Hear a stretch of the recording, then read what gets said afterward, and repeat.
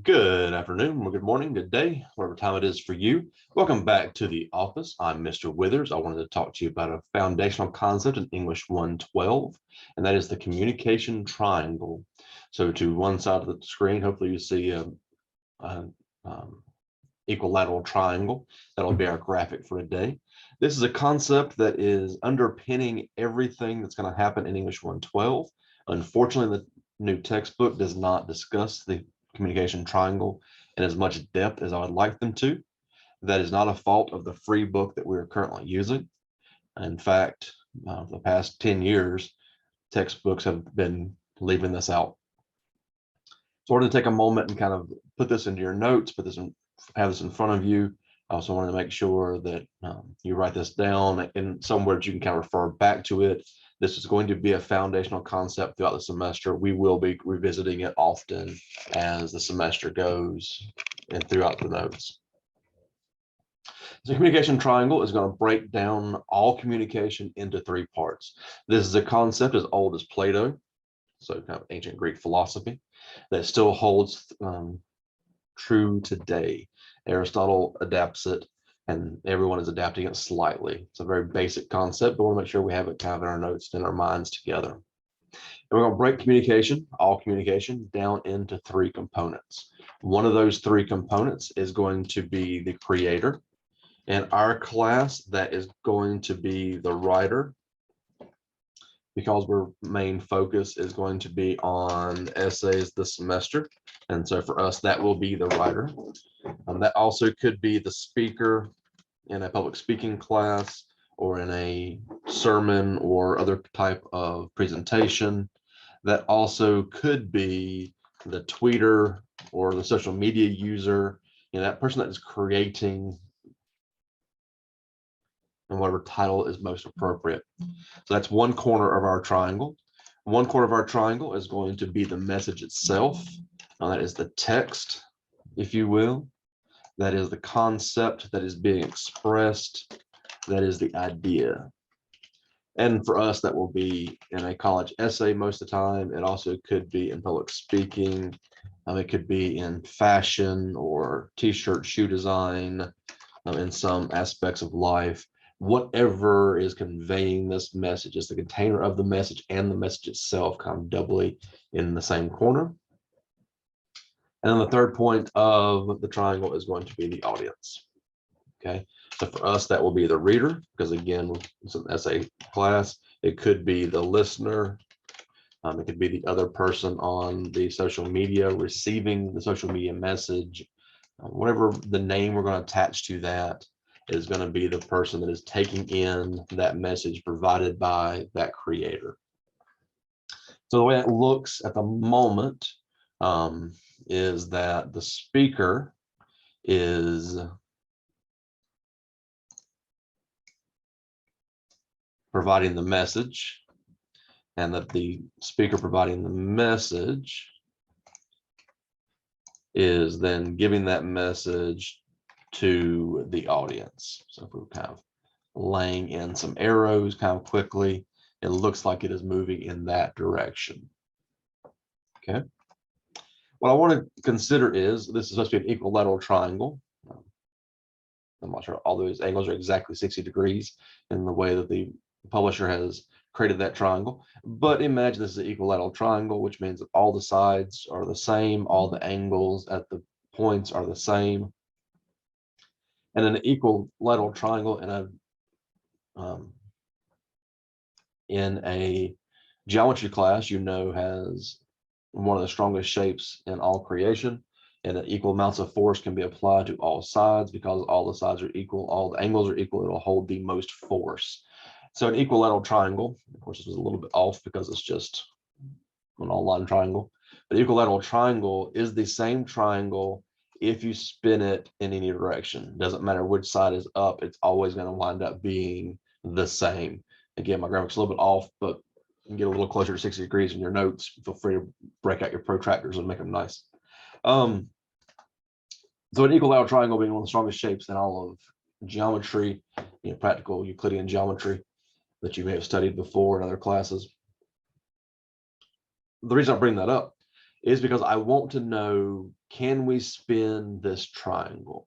The way I created the notes originally, I had the audience placed on top, the message placed to one corner, and the creator placed somewhere else. If we move our arrows out of the way for a moment and just think about those concepts, doesn't matter which order or position or part of the triangle is labeled which. Could I take my audience and move them down and kind of mix them around with my creator, my message, and shuffle a little bit? In a geometry sense, an equilateral triangle is going to be completely the same in all directions, which is nice. But this is not a math class, this is an English class. And so I'm not thinking about this equilateral triangle that is the basis of all communication in that Euclidean sense. I'm thinking about it in a very Platonic kind of sense. And in Plato's estimation, and then in all the future estimations that kind of build on what Plato created, breaking down, it does matter where audience is. Audience is always going to be on top because audience is king, right? So it does not matter where message and creator are. Put them back where they went, so I can put my arrows back straight, or I can flip my arrows over. If I'm moving them to this side where creator is to the right and message to the left, audience is still going to need to be on top. You'll notice when I give this graphic, I often put audience on top because audience is king. The creative force is important, but a good creator making a great message only exists if they make a message the audience can receive. You can have one of the smartest people in the world. For this case, let's put something like William Shakespeare, one of the greatest writers of all time. He had some great messages. There are some you might know, Romeo and Juliet. You might know Hamlet, Macbeth, Midsummer Night's Dream, perhaps. You're probably less familiar with Titus Andronicus, which was Shakespeare's first history play. Also the most brutal play that Shakespeare ever created, full of rapists and revenge plots and feeding people their own children baked into pies. It's a pretty gnarly work. It also stands as one of the few, Titus stands as one of the few Shakespearean works that most theaters don't stage. Most textbooks don't include it, except as kind of a note that exists. Teachers don't really teach it anymore. Audiences don't feel comfortable watching it. So you have a great creator. It's a very interesting play in a lot of aspects, but it's one that puts the audience off. The audience doesn't want to watch it anymore, doesn't want to engage with it. An audience being the people in the seats paying for tickets, the audience also being the actors and director that have to stage it and read it and understand it. And the audience just being the teachers that don't want to spend that much time discussing these themes and these ideas in this way when they're discussed a little more eloquently in other Shakespearean works later in his career. So one of the greatest creators in the world, a objectively good play, but the audience doesn't want it anymore. We see that over and over again. We think back to a lot of high school literature classes that are trapped with dead literature on dead pages. It just doesn't react to the audience, doesn't react to it very well anymore, leaving a lot of students thinking they don't like literature, when in fact they may not like literature created for a previous generation, and they might like their own literature created for their own generation. And so if the audience just hears noise, then there's no message because nothing is being received. And so the audience has the power to receive or not receive, and that is why the audience winds up being king. In my estimation, I'll draw a crown on it. I'm doing this on a whiteboard. And a lot of times in the notes, when I'm talking about audience on a whiteboard, I'll just draw a little crown because audience is king. It is the audience that has the power to receive or to not receive. And that power gives them all the control over a message.